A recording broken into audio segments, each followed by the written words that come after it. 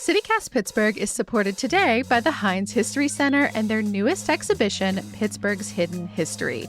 It is a cornucopia of curiosity, a magical menagerie of memory, and a little bit of this and that. There are flowery couches, relics from Kennywood, even a collection of shivs. If you listen to this show a lot, you know we are loving this. It is truly mind-boggling to see how the curators brought together such a wide range of rarely seen artifacts to tell Pittsburgh stories like never before. To buy your tickets and learn more, visit HeinzHistoryCenter.org.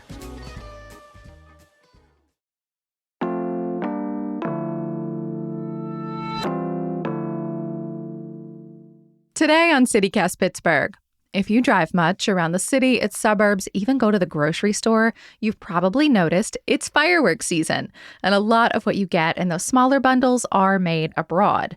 But the big ones, the huge displays like the one this year for Independence Day over the North Shore, and at Pirates games and in smaller communities all over our region, those are mostly made here, right in Pittsburgh. We have a long local history in pyrotechnics. Today, we're bringing back an episode from last year talking about the companies that put us on the map and whether it's truly fair to call us, little old Pittsburgh, the fireworks capital of the world.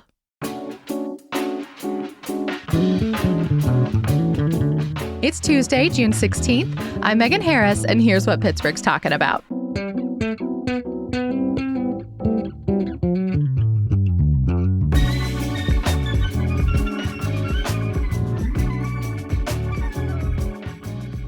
I'm with CityCast executive producer and Pittsburgh native Mallory Falk today. I want to know, how do you feel about fireworks?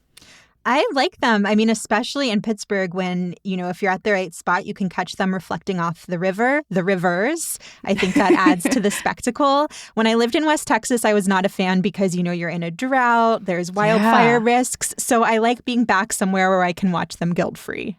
I think guilt-free. I don't know. They might not be very environmentally sound, but, for now at least. Yeah, where it's raining constantly and at least you don't have to worry about the spark of a wildfire most of the time. Yes. What about you, Megan? I grew up in the land of no rules or laws whatsoever. So I was at fireworks stands forking over my chump change every chance I got. Starting in mid-June, they would start popping up. The tents on the side of the road would take over a little corner of an abandoned car lot. You know what I mean? Okay, that's where you and I differ. I'm a fan of watching them from afar as someone else sets them off. I have never, even done a little sparkler myself. I do both. So, yeah, we always watched the big ones anywhere they were near us, although I grew up in the middle of nowhere, so we had a lot less opportunity than Pittsburghers do. But yeah, we always lit our own. But I'm curious, as our native Pittsburgher, if you feel like you know much about the companies that actually make the big budget ones that you see in major displays. I know not a thing. You know that at least a few of them are designed and made here in Pittsburgh, because otherwise you would not have greenlit this, and let me tell you about it. Yeah, until you pitched the story a couple days ago, I had no idea that Pittsburgh was this fireworks hot spot, that it all sparked here in our region. I'm going to stop with these puns now. I mean, actually, I know you're being punny, but also it's kind of true. So settle in. I'm going to take you on a journey. There are 3 big companies that are all centered here in Western Pennsylvania. Now, to be clear, they are all responsible for those big, huge, thousands of dollars worth of shows that you see in big cities all over the nation, at sporting events, at all kinds of fun things like that. Not just in Pittsburgh. Not just in Pittsburgh. And also, they do not sell the stuff on the side of the road. That is not their game. They're doing the huge ones that people like you, Mallory, love to go watch. Gotcha. So I'll take you on a journey. We will start with the oldest and arguably the best known in our region, Zambelli. Have you heard of them? I have not. Megan, you're going to out me as someone who knows next to nothing about fireworks providers, any of this. So the only reason I say that is because I feel like Zambelli specifically does a really good job of marketing. So if it's a Zambelli fireworks show, it says it. They're very, very clear. I don't know if they put it in their contracts or what, but if it's a Zambelli, if they're involved, it's always on the billing. They call themselves the first family of fireworks, which God, what a front. I love it. Great alliteration. Also, just like a hell of a claim. Yes. They have done the regatta. They've done Light Up Night for a long time here in Pittsburgh. They did our 4th of July. They do not have the contract this year. Ooh, is there drama? This is what's going to get me personally invested if there's interpersonal drama among these fireworks providers. I don't know if it's drama so much as just really intense competition. Okay. So all of these have deep Western Pennsylvania roots. Zambelli was established in 1893 in Newcastle, so about an hour north of the city. They are still to this day family owned. They allegedly started from a little black book full of the patriarch's family fireworks recipes. There's a photo of it on their website. It looks like one of those black and white composition notebooks. Okay, you're blowing my mind already. I did not think that there were like fireworks recipes passed down through the generations in families. This is incredible. Yeah. So this company, they have a hell of a reputation, genuinely. Like they've put on shows all over the world, including here in Pittsburgh, of course, but also like at Disney and for their major events. The big leagues. Yeah. The U.S. Capitol for papal visits in different cities. Wow. They've done the biggest sporting events you can imagine. Actually, check out this photo I'm sharing of JFK from the White House in 1963. Oh, wow. I mean, these fireworks are definitely stealing the show from JFK. He's just like right in the bottom little corner. But that's incredible that they've been around this long, that they're this prominent. I did not know that a Pittsburgh company had this kind of claim to presidential fame. And the presidents in particular seem to be a really big point of pride for the company. They have, I lost count of how many administrations, but it goes back a very long time of how many presidential visits and presidents that they have gotten to put on shows for and also taken their selfies with.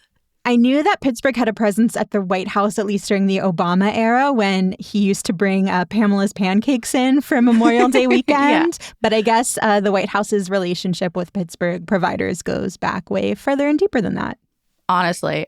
So just a teeny bit about their technology. So they were known in the early days for this thing called a multi-break shell, which is handmade or was from a facility here. So that's when you see a big burst and then these other smaller bursts or crackles all around it.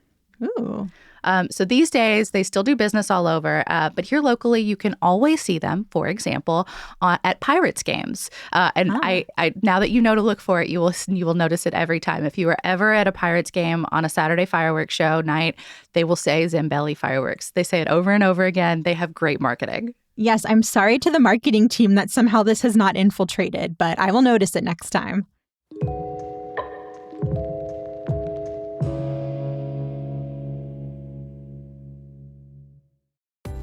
This episode is sponsored by Babbel. Have you ever picked a vacation spot based on where you won't need a phrase book? With Babbel, the language barrier no longer has to hold you back. You can start speaking a new language with confidence thanks to Babbel's conversation-based techniques, which quickly teach you useful words and phrases about the things you actually talk about in the real world. Babbel has more than a dozen languages available for you to learn at your own pace, with material tailored to your individual proficiency level, interests, and time availability. I'm David Ploth, CEO of CityCast, and I've been learning Spanish with Babbel. What I really love about learning Spanish with Babbel is that it works with me where I am. The app and the website keep track of what I've learned. They help me review what I probably forgot from last time, and always is keeping me engaged with a new challenge based on actual conversations I might have in Spain or Mexico or Colombia. Especially food conversations, because I love food conversations. So get talking with Babbel. I want you to learn another language, so I'm teaming up with Babbel to give you 55% off subscriptions, but only for CityCast listeners at babbel.com/CityCast. Get up to 55% off at babbel.com/CityCast, spelled BABBEL.com/CityCast. Babbel.com/CityCast. Rules and restrictions may apply. This episode is brought to you by San Pellegrino. A meal isn't just about what's on your plate. It's about what you bring to the table. San Pellegrino believes the table is where the best of life happens. That's what makes gathering around it so rich and rewarding. And with their unique sparkling natural mineral water, San Pellegrino brings its best so you could bring yours. Okay, we've talked about Zambelli. Number 2. still over a century old, also located in Newcastle, a whopping 8 minutes away from Zambelli. I just can't get over how literally geographically close these two companies are. I guess Newcastle is the fireworks capital of the U.S. Could it make that claim? They do make that claim, although they go bigger. Mallory, they say they are the fireworks capital of the world. Wow. First, we got the first family. We got the world capital. I know. It's amazing. So this company is called Pyrotechnico. Ooh, great name. I know. So Pyro, Technico. They were founded in Newcastle in 1922, although they say the company itself started several years before that when the Vitali family, I hope I'm saying that right, immigrated to America.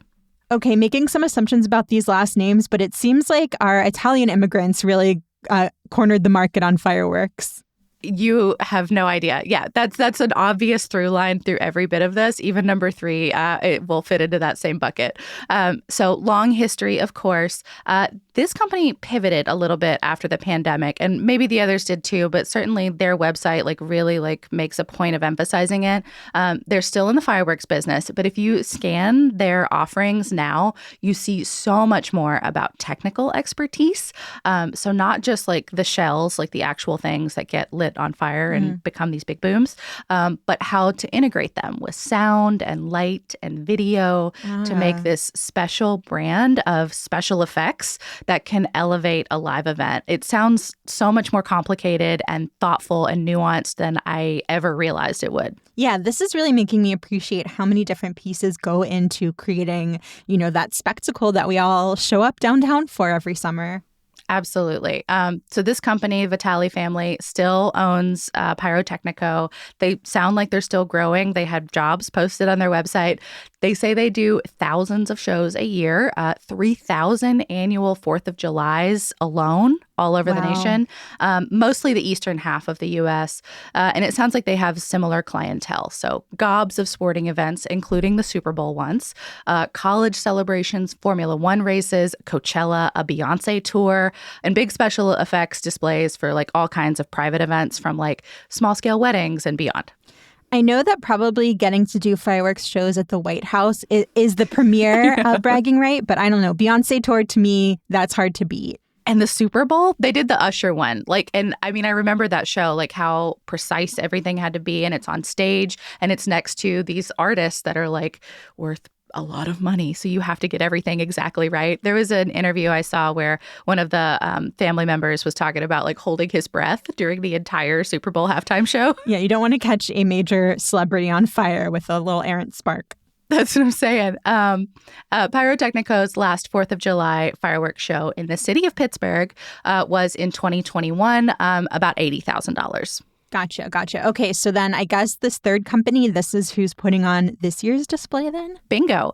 So last but not least, personally, I think they have the silliest name. I know you have not heard of it. It was brand new to me too until I started hunting through the city's 2024 capital budget just to figure out who our provider is these days. So they are called the Starfire Corporation. Ooh, impressive name. It kind of sounds like something from like, I don't know, like an 80s video game or something. Yeah, I was thinking some kind of mega conglomerate in outer space. Yeah. So they're a bit younger. They were founded about 60 years ago around Carrolltown, Pennsylvania. So an hour and a half-ish east drive north of Johnstown, not quite to Altoona. Okay, so not Newcastle this time. We're not in Lawrence County anymore. But still Western Pennsylvania. Yes. Once again, Italian immigrants. Again, I hope I pronounced this right. The Teresi family, their patriarch is still with us.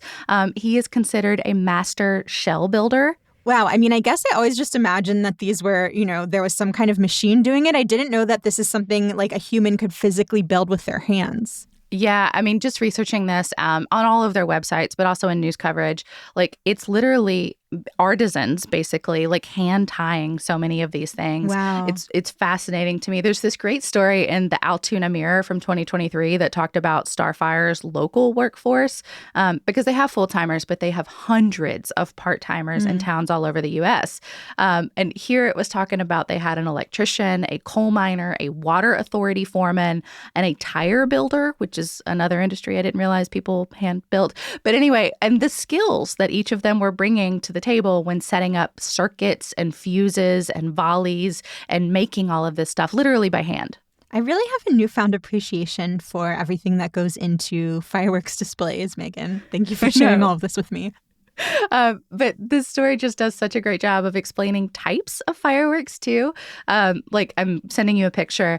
If you've ever bought fireworks on the side of the road, you have seen these in small scale. So they're the ones with like hundreds of cylinders, or I mean, it can be dozens, too. But they look like cardboard, maybe all wired together side by side to make this huge cube.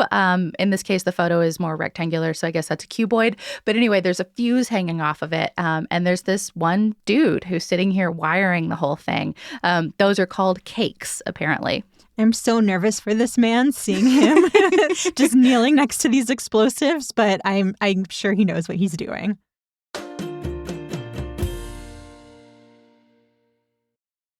How does PwC take your company to the leading edge?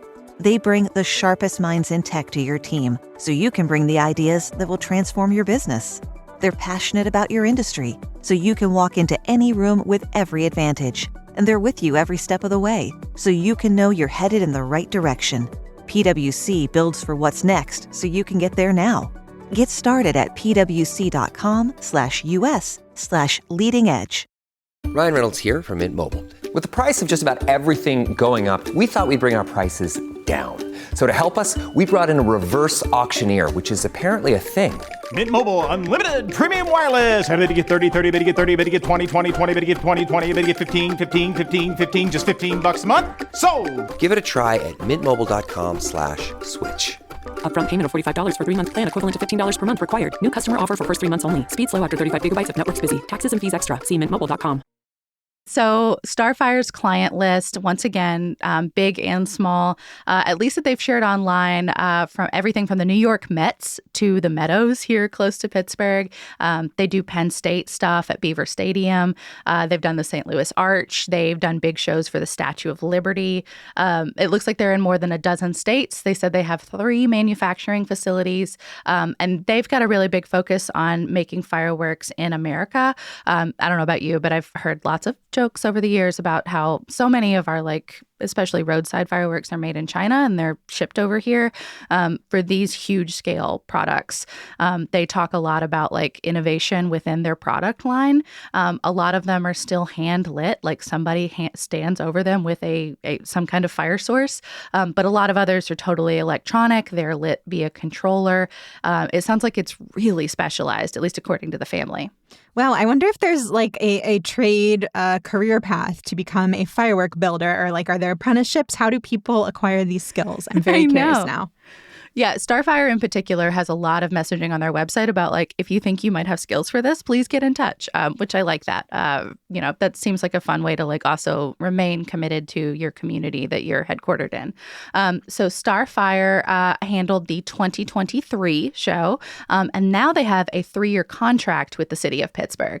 And then they'll be with us in 2025 and 2026, which will be the 250th anniversary of the signing of the Declaration of Independence. I have not seen anyone talk about that yet, but I feel like it's going to mean maybe extra, like, star power sort of nationwide. I don't know. Star power from Starfire. I know, right? I don't know. I looked up the words for that, by the way. I practiced, but I'm still going to butcher it. Semiquincentennial, bisesquicentennial, sestercentennial, and my personal fave, just because it's the easiest to say, quarter millennial. I think that's what I'm going to say from now on for 250 years. These are all terms to describe the same exact anniversary? Apparently. So says Google. I don't know. Grain of salt. Interesting. Okay. You have me curious now. How much does 4 years worth of fireworks cost the city? Yeah. So we blow up a lot of money on the 4th of July. Just to recap, in 2021, Pyrotechnico got $80K. In 2022, Zambelli got $67K. In 2023, Starfire got $80,000, and now they've got this contract worth $252,000, which shakes out to about $84K per year if they were to split all 3 years evenly. I am betting they save a little extra for 2026. Wow, that is so much money for like a 20-minute show. But anyway, all of this kind of has me wondering why Western Pennsylvania? Like I was going to guess maybe fireworks originated in Italy. And so the fact that so many Italian families ended up here is how we got these big three companies. But my understanding is fireworks actually originated in China. So I'm just curious if there's something about this region and its history that's led us to have like the three main fireworks providers. Yeah, I mean, not a historian, of course, but from what I have read, and some of this comes from an organization called the American Pyrotechnics Association. Yes, fireworks did originate in China, but Italians were allegedly the first Europeans to manufacture them as far back as the 13th century. Wow. So they traveled from the east to Italy. The first recorded fireworks display in the country, well, what we now call the Italian country, it was in 1379.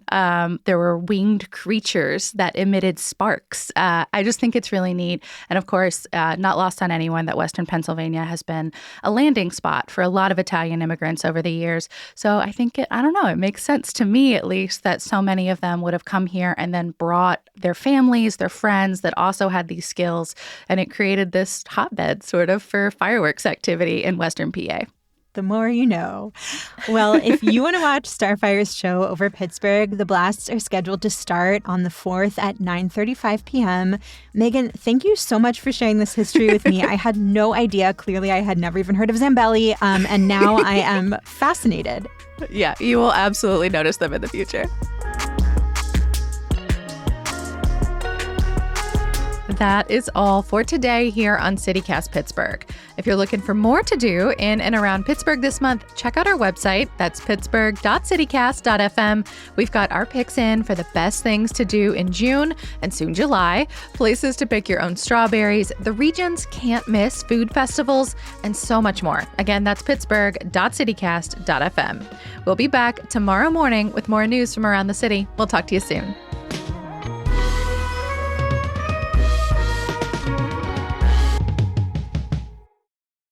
Does that joke actually work? I think it does. Just say it with like a little more confidence. That's all.